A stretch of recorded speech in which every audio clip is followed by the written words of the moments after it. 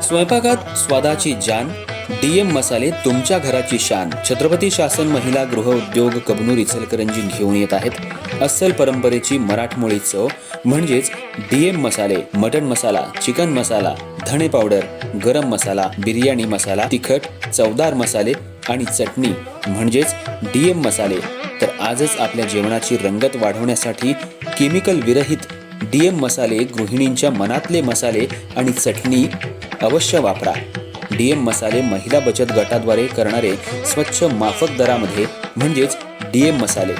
संपर्क दिव्याताई मगदूम, मोबाईल 91 30 80 22 55.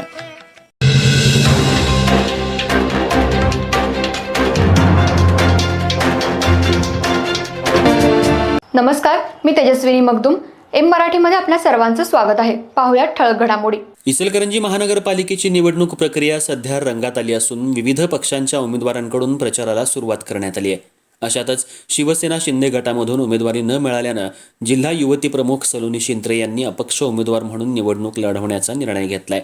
त्यांनी प्रभाग क्रमांक 10 क मधून अपक्ष उमेदवारी अर्ज दाखल करून निवडणुकीच्या रिंगणात उडी घेतली आहे. या पार्श्वभूमीवर सलोनी शिंत्रे यांनी इचलकरंजी इथं पत्रकार परिषद घेऊन आपली भूमिका स्पष्ट केली.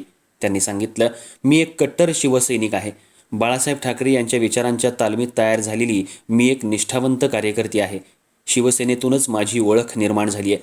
मात्र या निवडणुकीत माझ्यावर अन्याय करण्यात आलाय. त्यांनी आरोप केला की शिवसेना शिंदे गटाकडील त्यांची उमेदवारी विकली गेली आहे. ज्यांना शिवसेना काय आहे हे माहीत नाही अशा व्यक्तींना उमेदवारी देण्यात आली असून माझ्यासारख्या निष्ठावंत कार्यकर्तीला डावलण्यात आले. इचलकरंजी शहरातील एका व्यक्तीकडून हा सर्व प्रकार घडवून आणण्यात आला असा गंभीर आरोप त्यांनी केला. यामुळेच आपण अपक्ष उमेदवार म्हणून निवडणूक लढवत असल्याचं त्यांनी स्पष्ट केलं.